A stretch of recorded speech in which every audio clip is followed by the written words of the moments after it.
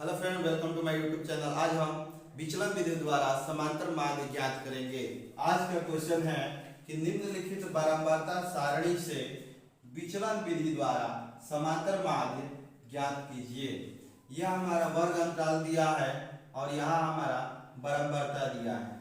तो विचलन विधि द्वारा समांतर माध्य ज्ञात करने के लिए सबसे पहले हम एक टेबल बनाएंगे। यह हमारा टेबल बन गया। यहाँ लिखेंगे वर्ग अंतराल, ये वर्ग अंतराल है। दूसरे में लिखेंगे बारंबारता, जिसको हम F बोलते हैं। तीसरे में हम मध्य बिंदु लिखेंगे, मध्य बिंदु, जिसको हम X बोलते हैं। अगले बॉक्स में D इक्वल टू लिखेंगे x माइनस ए।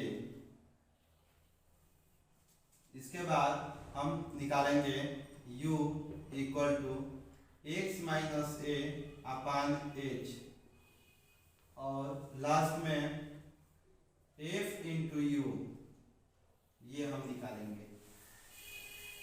अब हम वर्ग अंतराल में लिखेंगे 0 से 10। यहाँ की बारंबारता है 5 है, यहाँ 5 लिख देंगे। दूसरा है 10 से 20, बारंबारता है 12। तीसरा है 20 से 30, इसकी बारंबारता है 25। अगला है 30 से 40, 30 से 40 लिख दिए। इसमें हम लिखेंगे बारंबारता 10 दिया है, और लास्ट में है 40 से 50, जिसकी बारंबारता है 8 है। यहाँ 8 हम लिखेंगे।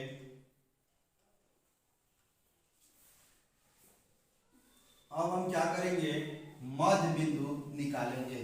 तो मध्य बिंदु निकालने के लिए हम जानते हैं कि ऊपरी सीमा और निचली सीमा को जोड़ के 2 से भाग देते हैं। तो 0 और 10 को जब जोड़ेंगे तो 10 आएगा, 2 से भाग दे देंगे तो 5 आ जाएगा।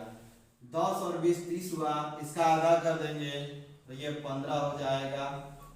इसको जोड़ेंगे तो 50 हुआ, आधा करेंगे तो 25 हो जाएगा। ये 70 हुआ, 35 हो जाएगा। 40 और 50 90 बटे 2 यानी कि 45। अब D निकालेंगे तो D इक्वल टू होता है x माइनस ए, जहाँ a हमारा कल्पित माध्य है। तो हम कल्पित माध्य a बराबर 25 माने हैं। तो अब हम क्या करेंगे, x माइनस ए, ये हमारा x है, मध्य बिंदु है। अब इसमें से हम कल्पित माध्य को बारी बारी से माइनस करेंगे।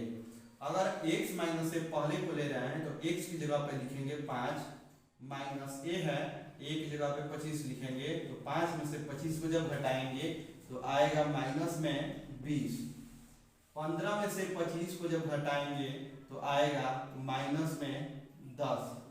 25 में से 25 को घटाएंगे तो आ जाएगा 0।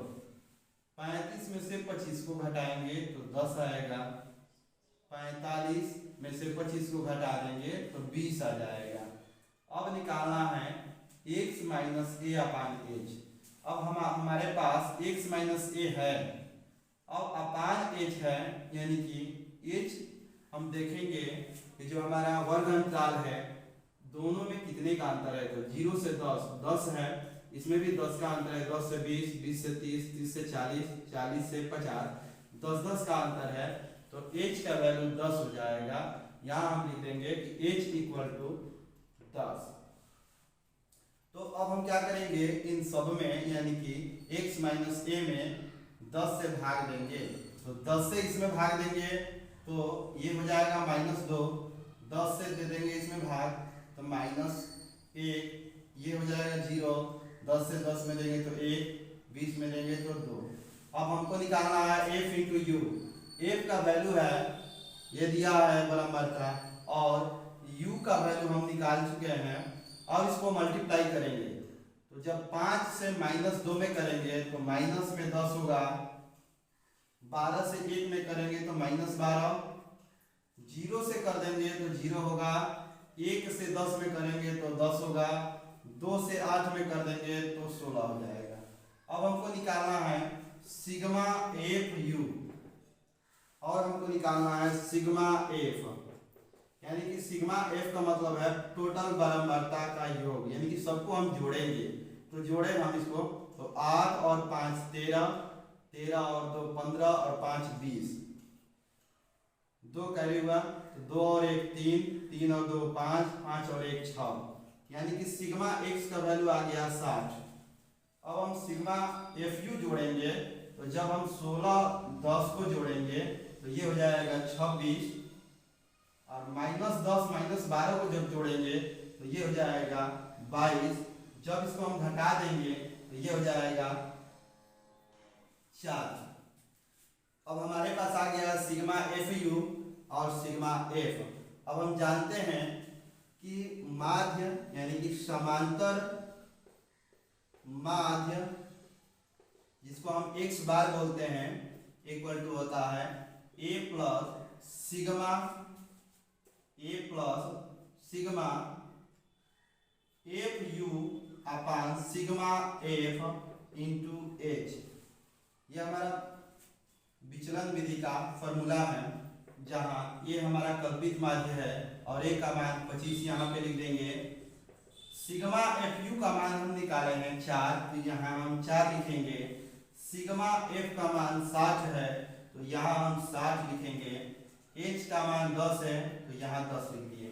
0 से 0 कटा दिए, 2 से 2 दूनी के 4 है, 2 3 6, ये हो जाएगा 25 प्लस 2/3। अब हम 2 में 3 से जब भाग दे देंगे तो ये हो जाएगा 25 प्लस दशमलव बढ़ाएंगे तो 20 होगा, तो 3 6 18, फिर 3 6 18, ये 6 6 जाता रहेगा। अब इसको हम जोड़ देंगे तो ये हो जाएगा 25.66, या इसको हम लिख सकते हैं 25.67। यह हमारा आंसर हो जाएगा। Thank you.